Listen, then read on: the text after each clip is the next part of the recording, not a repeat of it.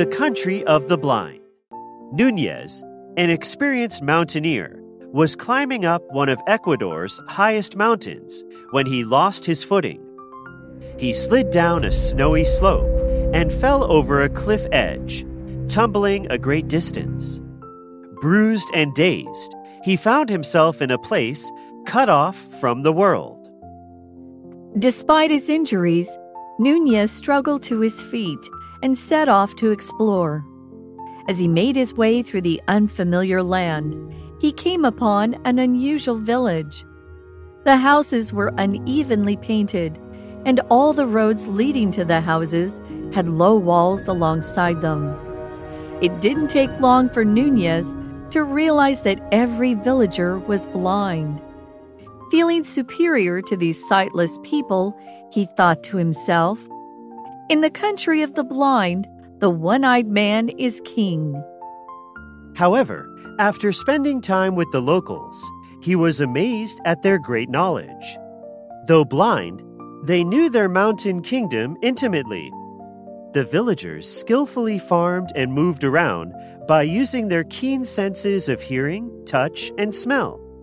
They also employed effective techniques for growing crops and caring for animals.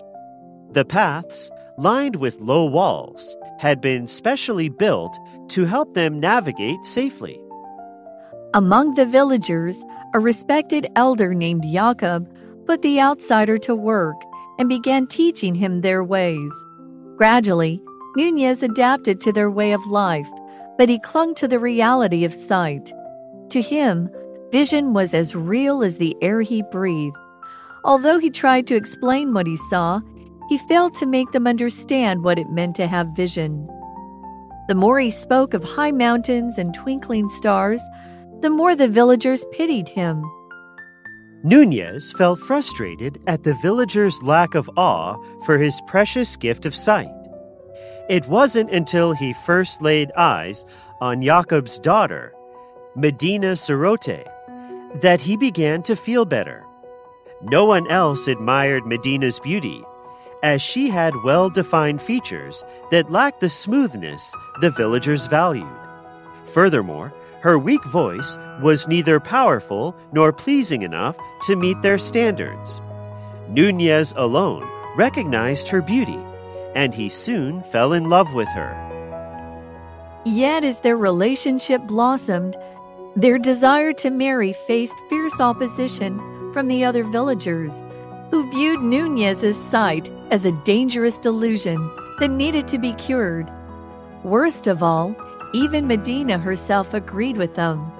She persuaded Núñez to remove the peculiar orbs on either side of his nose. That way, he could stop daydreaming and truly become one of them. In return for Núñez's great sacrifice, she agreed to marry him. Núñez was confronted with a dilemma. He had to choose either to lose his eyes or to end their relationship. Eventually, he agreed to give up his eyes for Medina's sake. Nevertheless, it wasn't until the day of his surgery that he realized he was making a huge mistake. That morning, he once again beheld the splendor of the sunrise. Gazing at the beautiful surrounding landscape and envisioning all that he might still see in the future, Núñez saw that he had to escape. Driven by the desire to save his sight, he fled the country of the blind.